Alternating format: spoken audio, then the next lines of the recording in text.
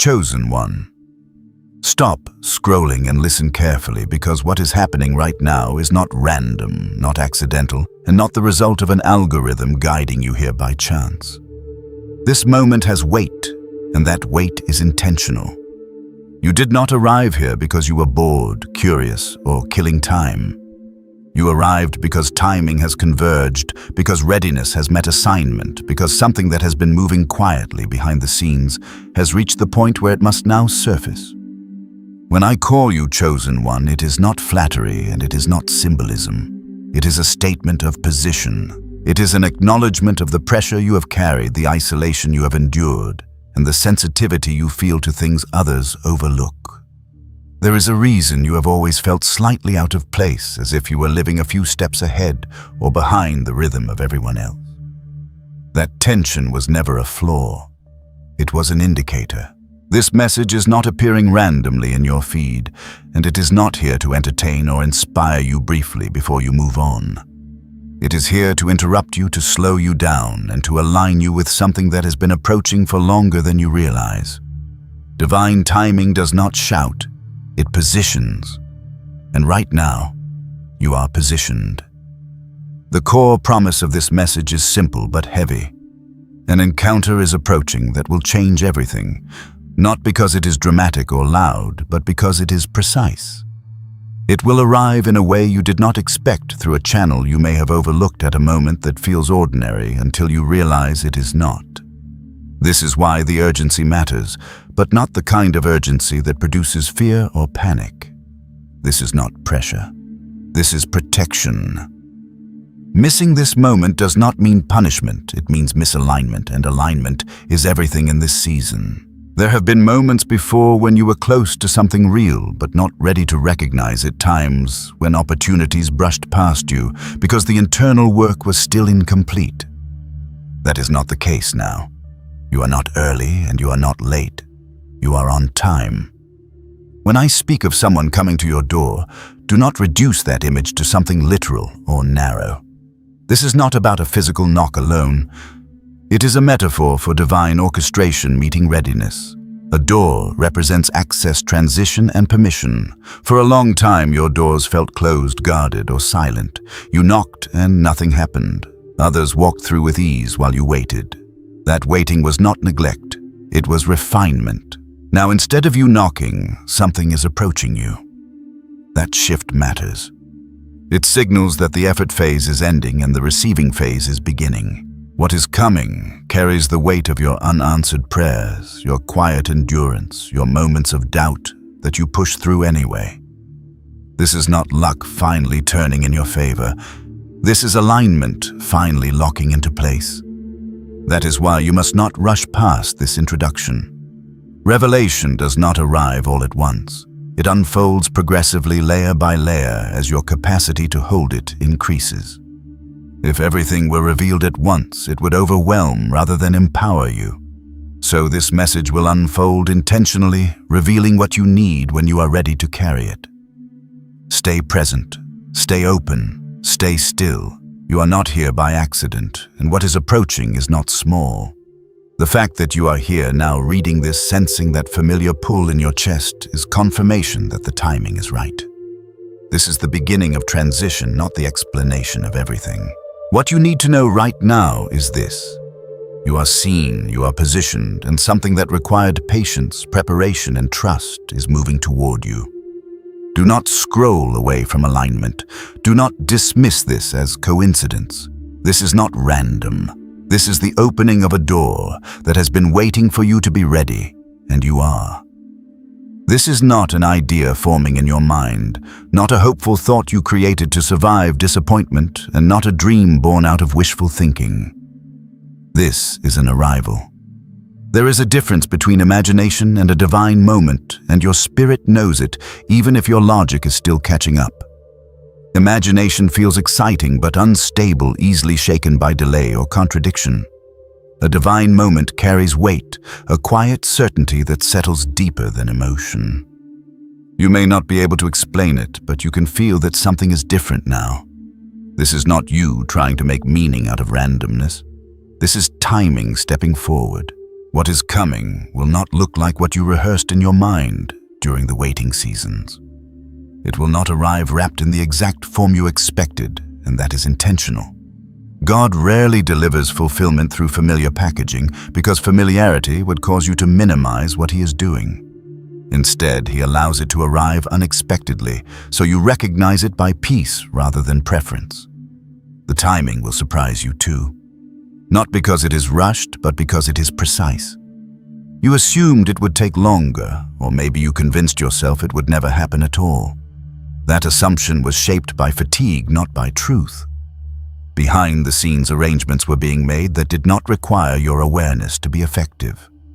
God has been the arranger all along. Coordinating conversations, you were not present for closing paths. You could not see the danger in and aligning people resources and moments with care that exceeded your understanding. What looked like stillness was movement you were not meant to manage. What felt like delay was sequencing. And now the sequence has reached its appointed point. That is why this moment feels sudden, even though it was prepared slowly. Surprise in this context is not disruption. It is fulfillment arriving without announcement. It may interrupt your routine, but it will not interrupt your purpose. It may stretch your comfort, but it will not violate your peace. God does not ambush His children. He positions them. If something startles you awake spiritually, it is because your spirit was ready before your mind was. This arrival is not here to throw your life into chaos, but to bring coherence to what has felt fragmented. Pieces that did not make sense on their own will begin to align. You will look back and realize that the unexpected turns were not detours, they were instructions. This is why you must resist the urge to categorize what is coming as inconvenient or poorly timed. Divine timing rarely consults human schedules. It consults readiness. And readiness is not about perfection, it is about alignment. You are aligned now in ways you were not before. Your discernment is sharper, your dependence is deeper, and your identity is less negotiable. That is why this is an arrival and not an idea. Ideas can be abandoned. Arrivals must be received. What is stepping toward you is the result of intention, not impulse.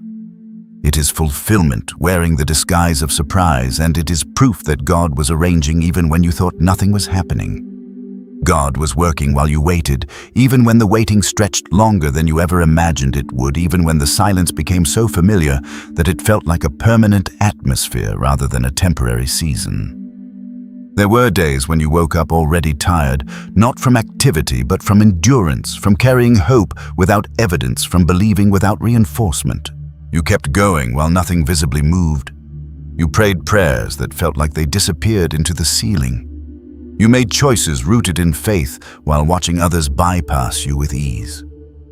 That kind of waiting does something deep inside a person. It exposes fears you didn't know you had, insecurities you never wanted to face, and questions you tried to suppress because you were afraid of what the answers might imply. You wondered if God saw you at all, if your faithfulness mattered, if obedience was worth it when it seemed to produce no immediate fruit. There were moments you felt overlooked, not just by people, but by heaven itself. Moments when delay felt personal, when it seemed like you were always one step behind, always almost there, always watching doors open for others, while yours stayed closed.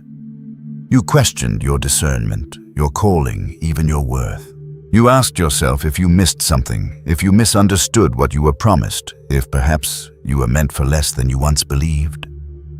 Those thoughts didn't make you weak, they made you human.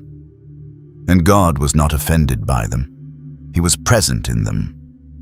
What you could not see during those long stretches of apparent stillness was the amount of activity taking place beyond your awareness. Silence was not the absence of God. It was the evidence of His precision.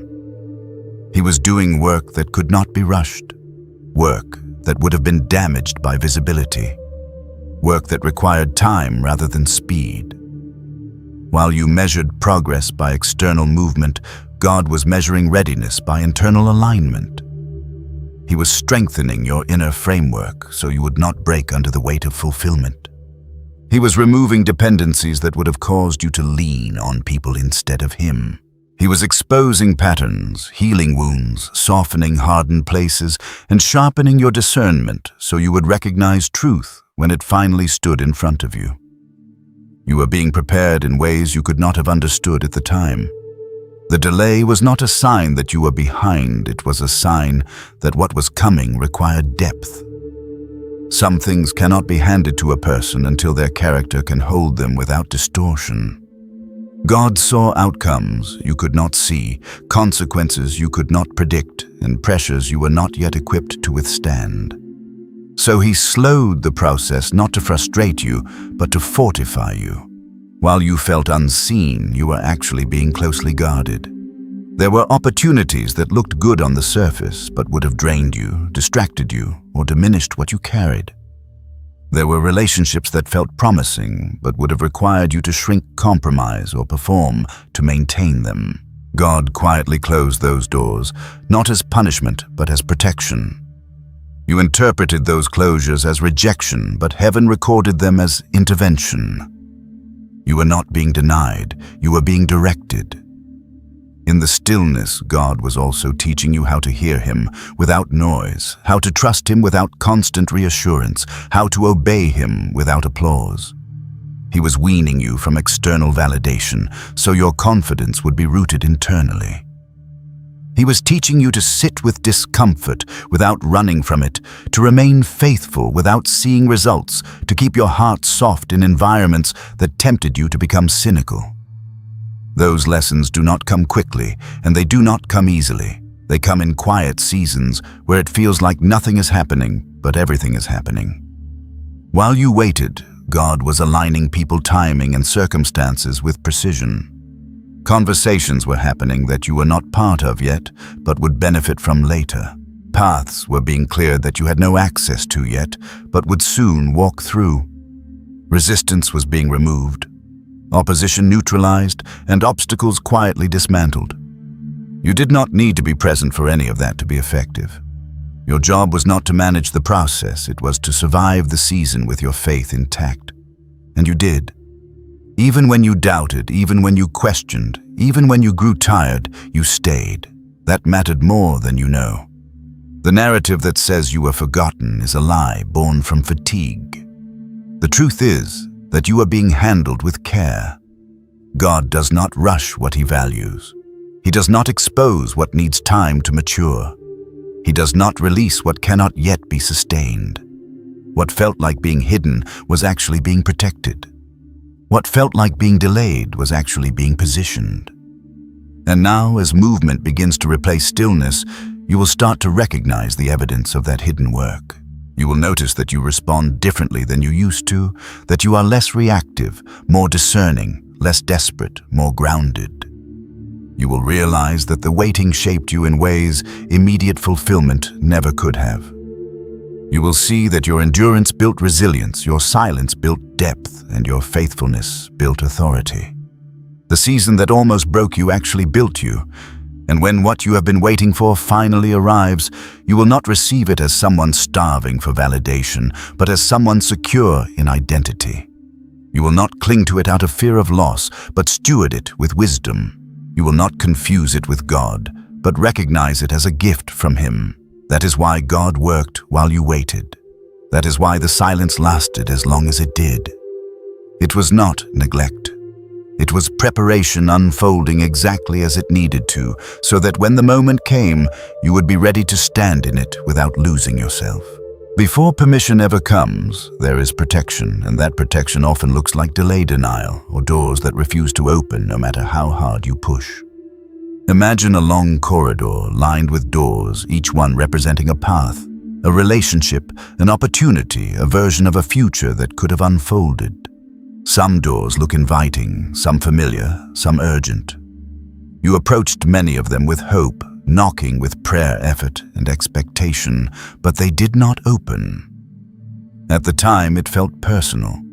It felt like rejection, like exclusion, like being held back while others walked freely into rooms you were not allowed to enter. What you could not see was that this corridor was not unmanaged. It was guarded. Those closed doors were not empty refusals. They were acts of intentional oversight. Heaven was standing between you and things that would have cost you more than they could ever give you. Protection always comes before permission when destiny is involved. God does not grant access simply because something looks good or feels right in the moment. He grants access when alignment, timing, and readiness converge. Many of the doors you wanted to walk through carried the wrong people behind them. People who would have misunderstood your heart, mishandled your trust, or exploited what you carried. Some doors led to opportunities that appeared promising but would have slowly drained you, pulling you away from your true assignment while convincing you that you were progressing. Others led to environments where you would have had to compromise your values, your peace, or your identity just to remain inside. God saw all of that before you ever knocked. So he closed the door not to frustrate you, but to guard you. Divine rejection is not the same as human rejection. Human rejection is often rooted in insecurity, fear, or misunderstanding. Divine rejection is rooted in foresight. It is God saying no to what would say no to your future. It is God intercepting paths that would have delayed or damaged you further down the road. You may have blamed yourself for not being chosen, for not being invited, for not being approved. But many of those rejections were not judgments on your worth, they were interventions on your behalf. Heaven rejected what could not be trusted with you. That includes people who smiled, but carried hidden motives, opportunities that promised growth, but required self-betrayal, and timelines that would have forced fruit before roots were deep enough to sustain it. Access has never been controlled by people. Even when it looked like someone else held the power to open or close a door, the final authority did not belong to them. Heaven has always been the gatekeeper. People can offer invitations, but they cannot grant permission outside of divine timing. That is why some doors stayed closed, no matter how qualified you were, how prepared you felt, or how badly you wanted them. Qualification does not override protection. Desire does not override discernment. God was guarding not just your future, but your formation. He was ensuring that when you finally stepped through the right door, you would not be stepping in weakened, desperate, or unprepared. You would be stepping in whole, aware, and anchored. The corridor of doors was not a place of punishment, it was a place of filtering. Wrong access was denied, so right access could be preserved. Wrong people were turned away, so right connections could arrive without contamination. Wrong timing was blocked, so right timing could be unmistakable. And now, as permission begins to replace protection, you may notice something different. The doors that matter will not require you to force them. They will open with peace. The access that is meant for you will not come with confusion or compromise. It will feel guarded even as it is granted. That is how you will know it is real. Heaven has always controlled access to your life, and that has been your safety even when it felt like loss. Timing has aligned, and this alignment is not sudden in origin, even if it feels sudden in experience. What you are sensing now is the visible edge of a process that has been unfolding quietly, patiently, and precisely beyond your awareness. In the unseen realm, language has shifted. Instructions have changed. What was once restrained has now been released. For a long time, there were boundaries in place around you that you could not cross, and movements toward you that were intentionally delayed. Those boundaries were not arbitrary, and the delay was not denial. It was protocol. It was governance. It was protection enforced by wisdom that could see further than you could. Now that protocol has been updated. Heaven has issued new instructions. Where there was once a command to hold, there is now a command to send. Where there was once a directive to block, there is now authorization to approach. This is how divine timing works. It does not bend to pressure, emotion, or impatience. It responds to readiness. For a long time, you may have believed that effort, faith, or suffering would be enough to trigger movement. You assumed that if you endured long enough or believed hard enough, something would finally break open. But divine release is not triggered by merit alone. It is triggered by capacity.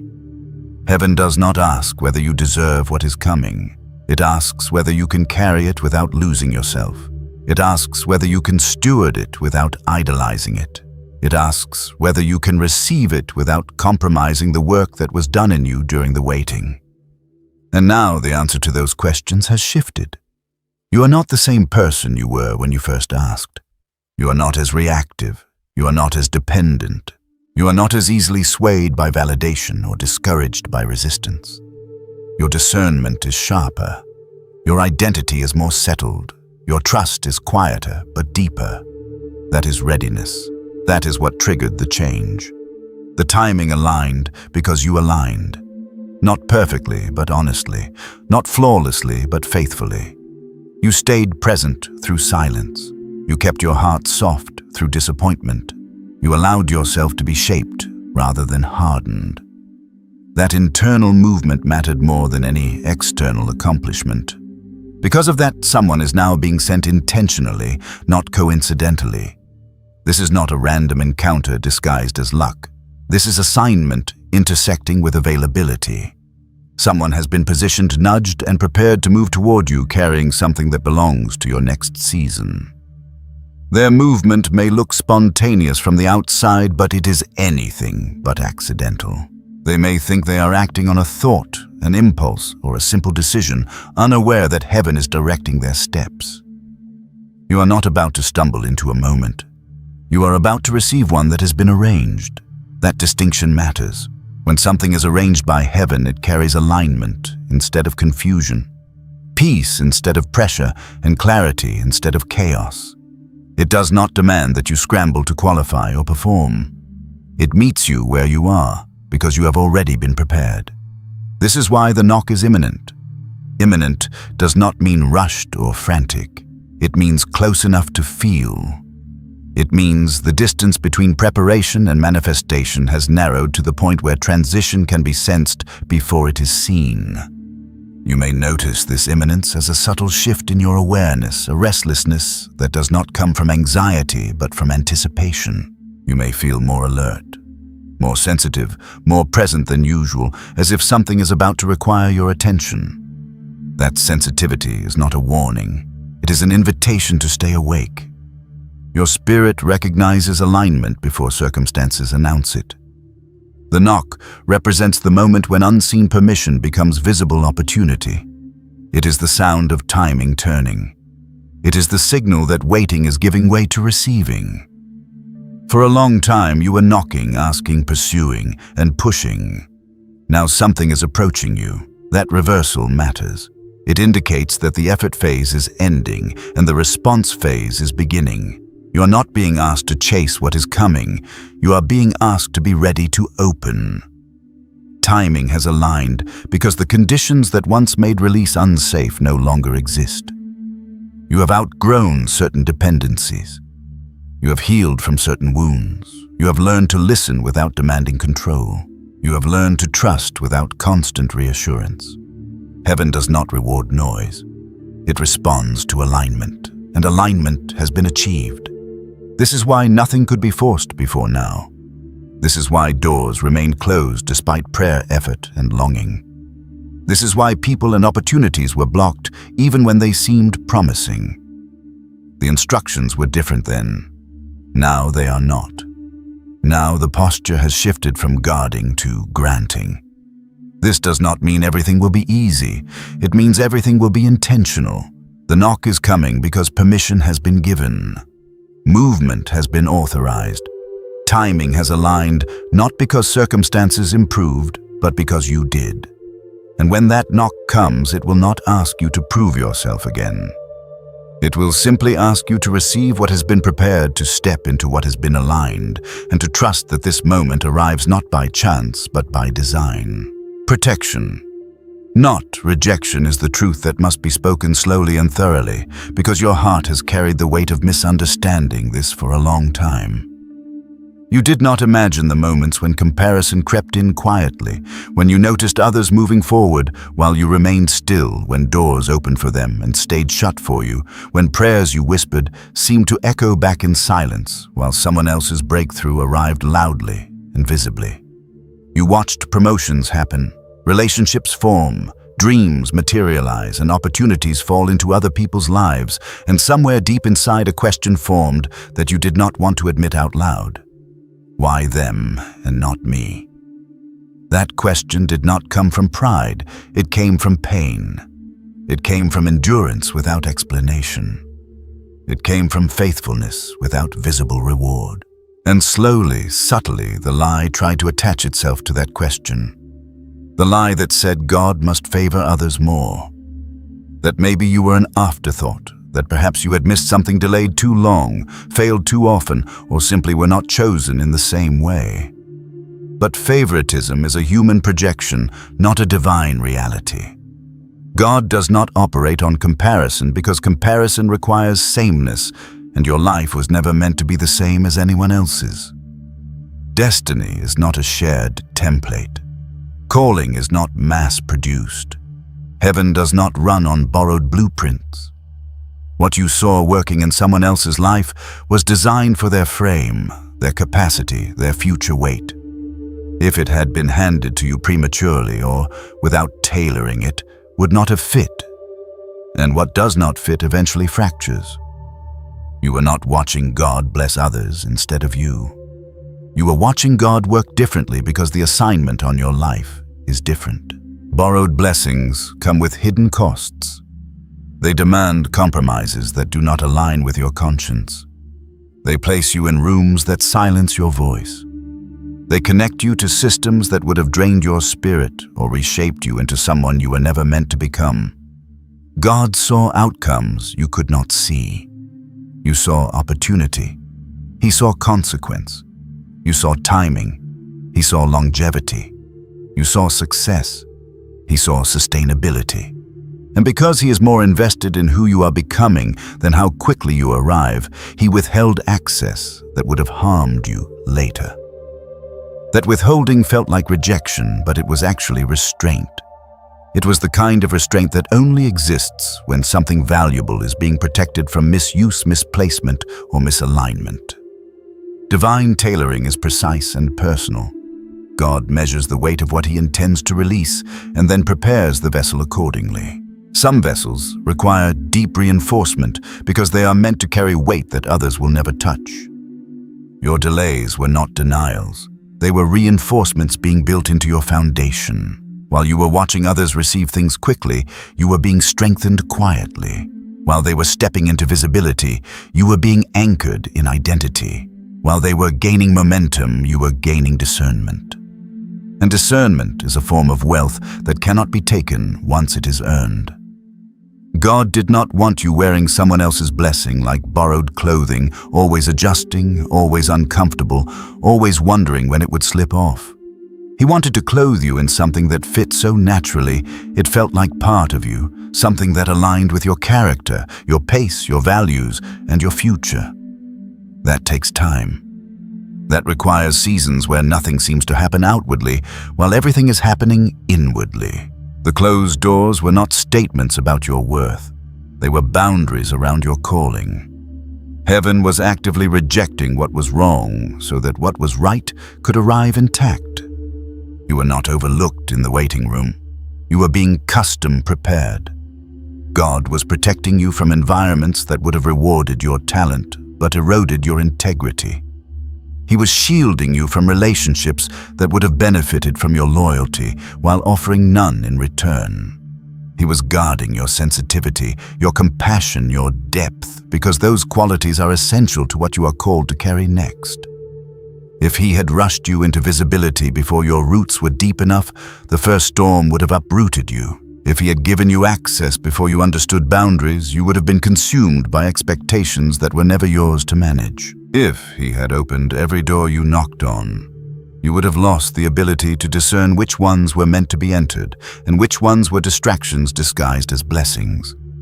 Divine protection often feels like divine absence until you look back and see what never touched you, what never reached you, what never destroyed you, because heaven stood in the way.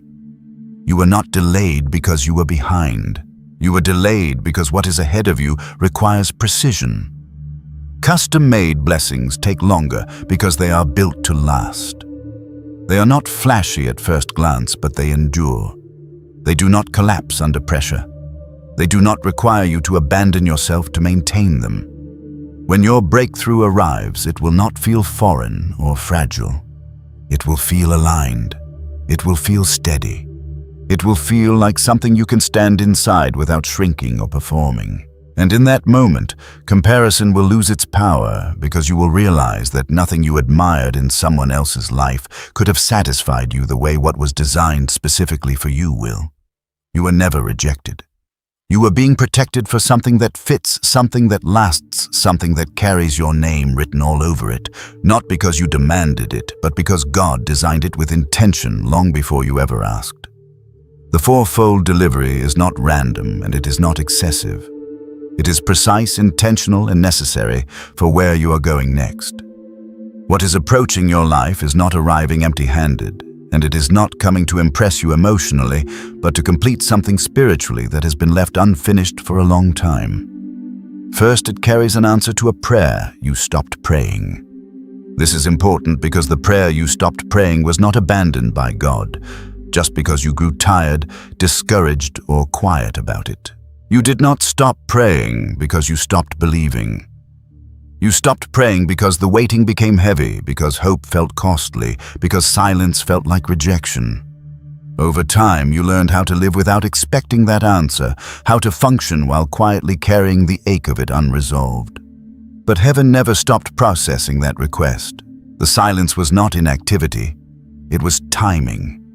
God heard you the first time, and He heard you every time after that, even when you stopped speaking it out loud. What is coming carries that answer in a form you did not expect, delivered in a way you could not orchestrate, because if you had been able to orchestrate it, it would not have required faith. Second, it carries restoration of something you buried in grief. This is not metaphorical comfort. This is real restoration. There is something you did not just lose, you mourned. Something you had to let go of, emotionally, spiritually, maybe even physically, because holding on to it hurt too much. You told yourself it was over. You made peace with its absence, you buried it so you could survive. And yet God never called it dead. What you buried was not wasted, it was planted. Restoration does not always mean returning things exactly as they were, but it does mean returning what was lost in essence, value, and purpose. What is coming carries the return of something you thought time had erased, whether that is a relationship healed beyond what you imagined, a dream revived in a stronger form, or a part of yourself you assumed was gone forever. Third, it carries confirmation of your true calling. This matters because you have lived with an internal knowing that was never fully affirmed. You sensed that your life had direction, that you were meant for something specific, but you rarely had external confirmation strong enough to silence doubt. Over time, responsibilities, disappointments, and survival muted that knowing. You learned to be practical instead of prophetic, cautious instead of hopeful. But the calling never left. What is coming will confirm what you always sensed but were afraid to claim. It will align with the way you are wired, the burdens you carry, the injustices that move you, the skills that come naturally to you. It will feel familiar in your spirit, even if it stretches you in practice. This confirmation is not about ego, it is about alignment. It is about finally understanding why your path has been so specific, why your preparation has been so intense, and why shortcuts were never an option for you. Fourth, it carries resources for the next season. Not everything at once, not excess for comfort, but provision for movement. Resources can look like finances, connections, clarity, access, opportunity, or support systems that did not exist before. These resources are not rewards, they are tools. God does not fund comfort. He funds purpose. What you are receiving is meant to help you steward what comes next responsibly, not to elevate your status, but to expand your capacity. And here is the grounding truth that holds all four together. The person delivering this is not the source. They are a vessel. They are not the answer. They are the carrier. They are not the restorer. They are the messenger. They are not the confirmer. They are the witness. They are not the provider, they are the channel. This protects your heart from idolizing the delivery system instead of honoring the divine source. If you misunderstand this, you risk attaching your faith to a human instead of to God. The power is not in the person, it is in the orchestration behind them. God chose a vessel because God always works through people, but the authority, the timing, the substance all come from Him. This ensures that when the moment passes, your faith remains anchored, not dependent. You are not about to receive because someone decided to help you. You are about to receive because heaven decided it was time. Peace is the identifier, and this matters more than excitement, urgency, pressure, or appearance. Not every open door is divine, not every opportunity is sent by God, and not every invitation deserves your yes. You have learned often the hard way that movement without peace costs more than waiting ever did. In earlier seasons, you were tempted by speed validation and relief. You mistook adrenaline for confirmation and urgency for calling. But now, peace has become the signal, the governing authority, the internal witness that cannot be argued with or forced. Peace is not passive, it is active alignment. When something is truly from God, it does not require you to betray yourself, silence discernment, or negotiate your values. Divine opportunities do not rush you into compromise, confusion, or fear of missing out. They come with clarity even if they stretch you. They come with gravity, not chaos. They come with a sense of rightness that settles your spirit even when your mind is still catching up. Peace does not always mean comfort, but it does mean coherence. It means what is being presented aligns with what God has already spoken to you in quieter seasons.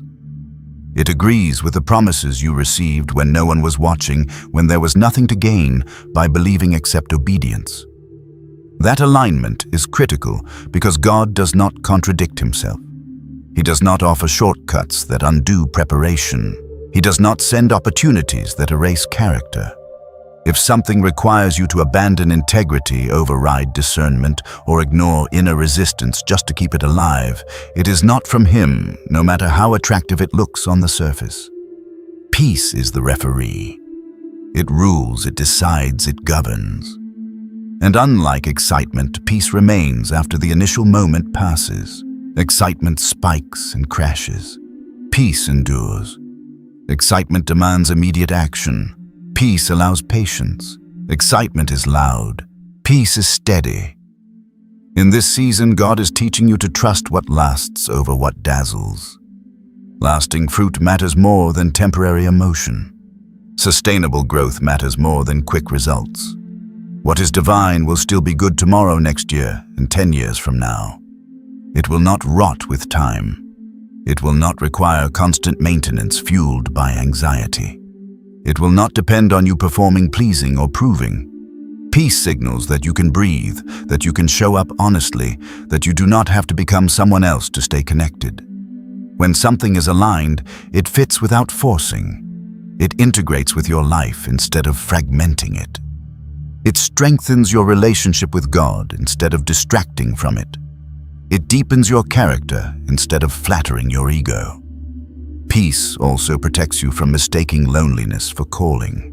There were times when you almost said yes, simply because you were tired of waiting, tired of being unseen, tired of holding space for something undefined. But peace was absent, and that absence was mercy. God withheld what you asked for because it would have cost you more than it gave you. He closed doors not to limit you, but to preserve you. Now peace accompanies what approaches because you are finally ready to discern it without desperation. You no longer need to chase, convince, or cling. What is meant for you will meet you calmly, firmly, without manipulation. It will not threaten to leave if you hesitate. It will not punish you for asking questions.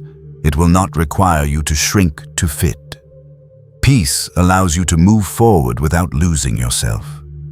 It confirms that the timing is right, not because circumstances are perfect, but because your spirit is anchored. And this peace will echo previous promises.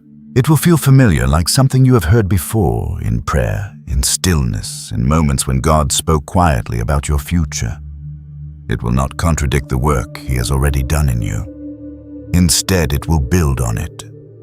No compromise is required because obedience never demands self-betrayal. God may ask for sacrifice, but He does not ask for erosion of identity. He does not ask you to ignore red flags or silence wisdom. Peace is how you know you are not settling, not striving, not stepping outside of alignment. It is how you know the fruit will last.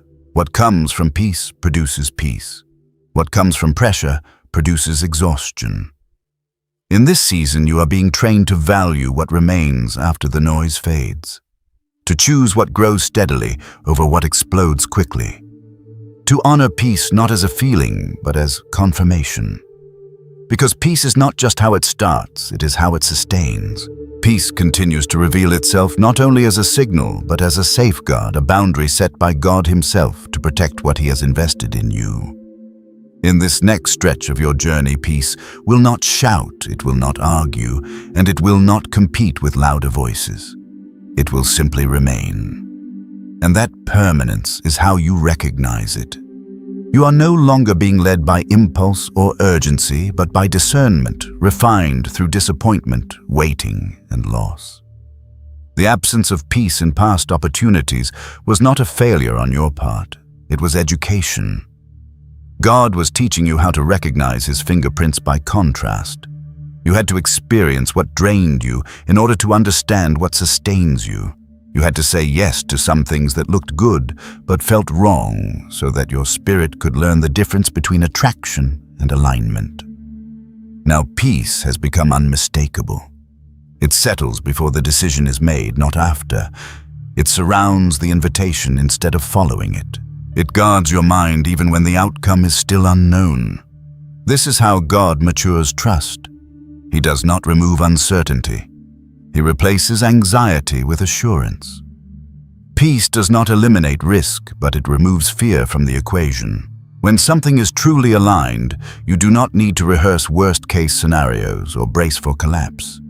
You can move forward without armor because you are not walking into battle unassigned.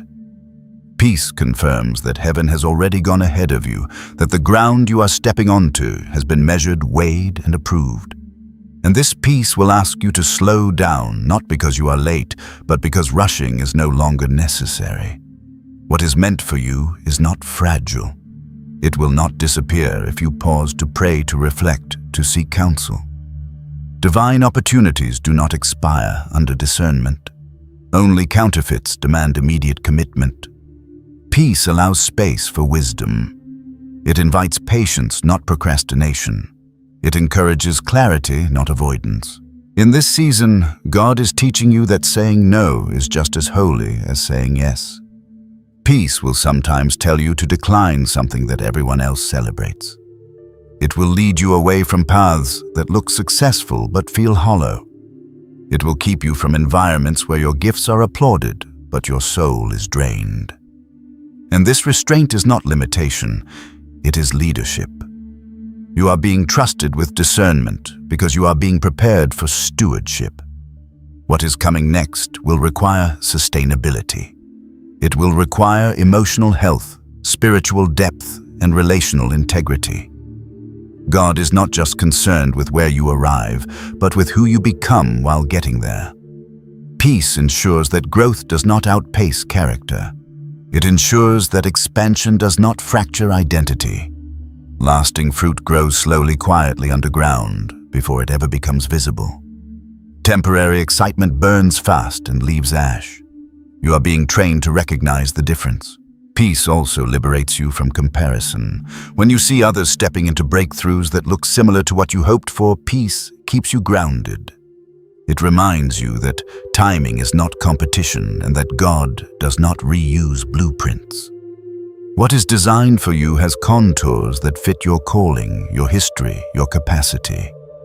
Borrowed blessings never sit comfortably. They require maintenance through performance.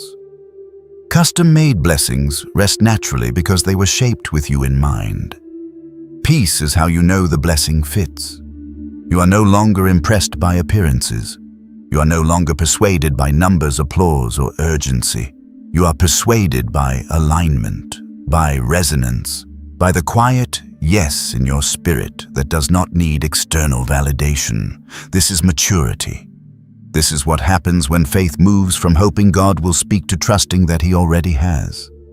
Peace also redefines success. Success is no longer measured by speed, visibility, or recognition, but by obedience and fruit that remains. You are learning to value consistency over intensity, depth over drama, faithfulness over flair. And this shift protects you from burnout.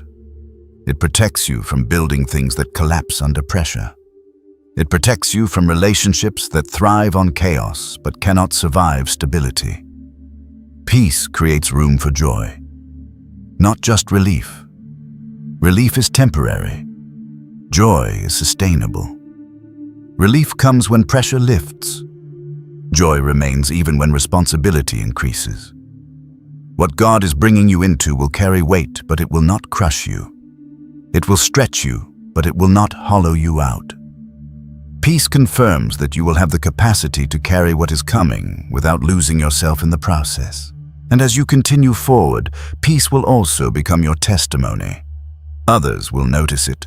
They may not understand your choices, but they will sense your grounding. They will see that you are no longer driven by fear of loss or hunger for approval.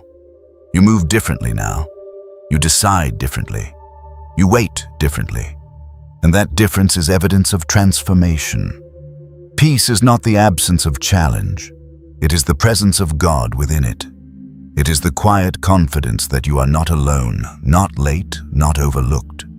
It is the assurance that what is unfolding is not random, but ordered. And in the days ahead, when new doors appear, when new people arrive, when new responsibilities surface, peace will remain your filter. If peace leads you, follow. If peace withdraws you, at pause. This is not passivity. This is precision. This is how you guard what God has entrusted to you. This is how you ensure that what you build lasts. Peace is not just the identifier at the beginning. It is the confirmation at every step. And because of that, you can move forward without fear, without compromise, without striving. What is aligned will stay aligned. What is from God will remain good. And what produces peace will continue to produce life long after the excitement fades. Partnership, not passivity, is the posture heaven has been training you for, even when you thought nothing was happening. Chosen One this season was never about waiting in weakness or standing still in confusion. It was about learning how to stand ready without striving, how to remain alert without anxiety, how to trust without trying to control the outcome. God does not call you into agreement so you can sit frozen, hoping something eventually changes. He calls you into agreement so that when movement begins, you recognize it and respond without hesitation. Passivity waits for clarity before acting. Partnership moves in obedience even when clarity is still unfolding. This is why the waiting felt so intense. It was not empty time. It was rehearsal. You were being trained to respond differently than you did before, to stop negotiating with fear, to stop postponing obedience until conditions felt perfect. Heaven was shaping a reflex inside you, not just an understanding. You were learning to recognize divine motion and align with it in real time. Preparing expectation is the first expression of that partnership. Expectation is not optimism, and it is not denial of reality. Expectation is alignment. It is the internal decision to believe that God is capable of interrupting patterns that once felt permanent. Somewhere along the way, disappointment taught you to lower your expectations as a form of self-protection. You told yourself it was maturity, wisdom, realism, but what you were actually doing was closing the door slightly, just enough so hope would not hurt as much if nothing happened again. God saw that. He did not condemn you for it. He waited until your heart was strong enough to hope again without collapsing under the weight of possibility. Now, He is asking you to raise your expectation, not because he needs your belief to function, but because you need your belief to recognize what is arriving. Expectation sharpens spiritual perception. When you expect nothing, you dismiss everything. When you expect something, you notice what you would have overlooked. God is not asking you to imagine outcomes or force excitement. He is asking you to give yourself permission to believe that your story is not finished and that goodness is still allowed to find you. That internal permission matters more than you realize. It changes how you listen, how you respond, how quickly you move when the door opens. Preparing expectation is saying even quietly, "If you move, I will not look away." The second layer of partnership is preparing your environment. This is where faith becomes practical. God does not pour new wine into containers that are already full of yesterday. Not because he is limited, but because an overflow without order becomes loss.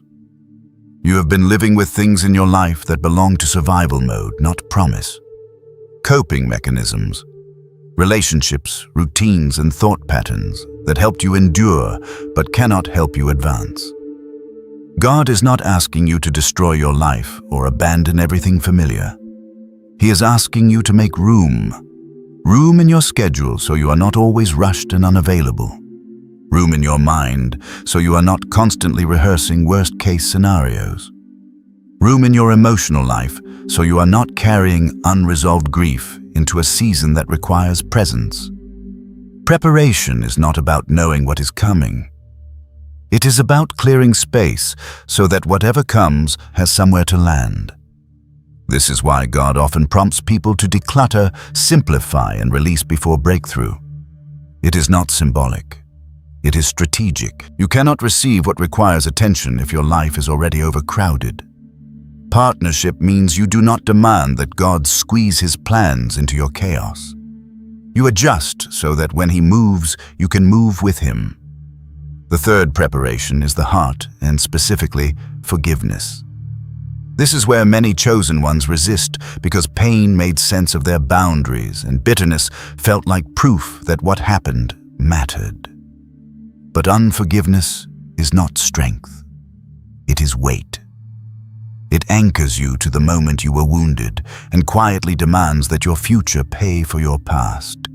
God is not minimizing what was done to you. He saw it clearly. He recorded it fully. But he refuses to build your next season on unresolved resentment because it will distort everything he brings. Forgiveness is not reconciliation. It is not access. It is release. It is you saying, "You no longer get to influence how I receive what God gives me." The reason forgiveness is required before certain doors open is not because God withholds blessing as punishment, but because unforgiveness filters blessing through fear, suspicion, and self-protection. You could receive the right opportunity and still sabotage it if your heart is armored against trust. God is protecting what he is sending by asking you to lay down what would poison it. Partnership means you trust him enough to let go of what you think keeps you safe. The final preparation is response. This is the decision that changes everything.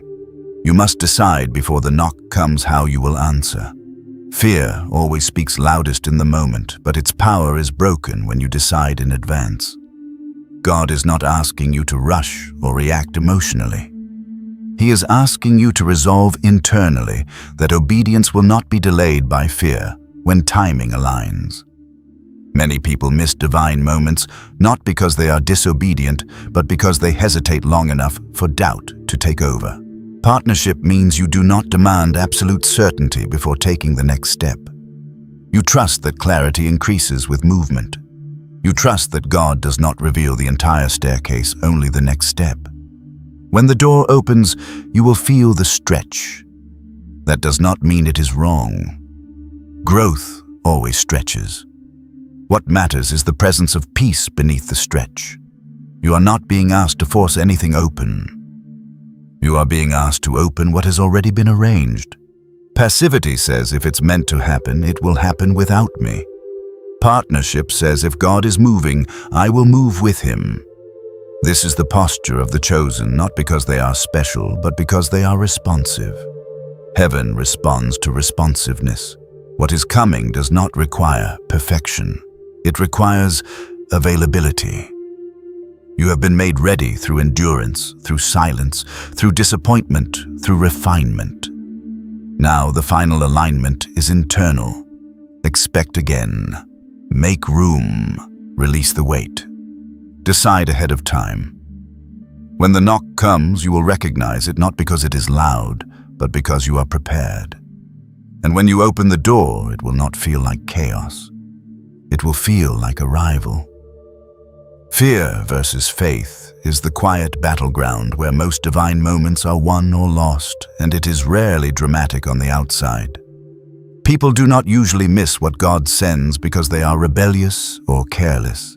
They miss it because fear disguises itself as wisdom after disappointment. Fear learns your history. It remembers every unanswered prayer, every door that closed, every moment you stepped forward and were met with silence or loss. Over time, it rewrites those experiences into rules that sound logical. Don't expect too much. Don't move too fast. Don't trust what feels good. Don't hope again unless you can survive being wrong. This is how past disappointment becomes resistance. Not loud resistance, not defiant resistance, but cautious, reasonable, self-protective resistance that feels mature, but quietly keeps you frozen. Faith, on the other hand, does not deny what happened to you. It does not pretend the pain was imaginary or the losses were insignificant. Faith simply refuses to let yesterday become the authority over tomorrow. Fear says, last time you tried it hurt, so stay still. Faith says last time prepared you, so don't miss this. Fear always focuses on outcomes it cannot control. Faith focuses on alignment it can choose. This is why so many divine moments arrive quietly and leave unnoticed. They do not come with fireworks or guarantees. They come as invitations that require movement without proof. Fear waits for certainty before acting, but certainty never comes before obedience. It comes after. People miss divine moments because they demand reassurance before response, forgetting that reassurance is often the reward for response. Past disappointment trains the nervous system to flinch at possibility. It teaches you to associate new doors with old pain. So when something genuinely aligned approaches, your first instinct is not excitement, but suspicion. You question the timing, the motive, the stability, the risk. You tell yourself you are being discerning, but underneath that discernment is unresolved fear. Fear always wants more time, more signs, more confirmation, more control. Faith recognizes that delay can become disobedience when timing has already aligned. Courage, then, is not the absence of fear. Courage is pre-decided trust. It is deciding before the moment arrives that fear will not be the deciding voice. It is resolving internally. When God moves, I will not let my past veto my future. This decision matters because fear is loudest in the moment of transition. When the door opens, fear rushes in with memories, statistics, and worst-case scenarios. It reminds you of every reason you should hesitate. Courage answers fear not with arguments, but with commitment. Courage says, I have already chosen to trust God more than I trust my fear. This is why courage must be decided in advance. In the moment, emotions are too strong. Doubt is too persuasive. The people who step into divine alignment are not braver than others. They are simply resolved. They do not wait to feel ready. They move because they decided to obey before comfort arrived. Faith chooses movement over hesitation, not recklessly, but relationally. It trusts the one who leads more than the terrain ahead. Fear imagines abandonment if things go wrong. Faith remembers history and says, even when it was painful, I was not destroyed. Fear says, what if this fails? Faith asks, what if this is the moment everything shifts? Fear keeps you reviewing the past. Faith positions you for the future.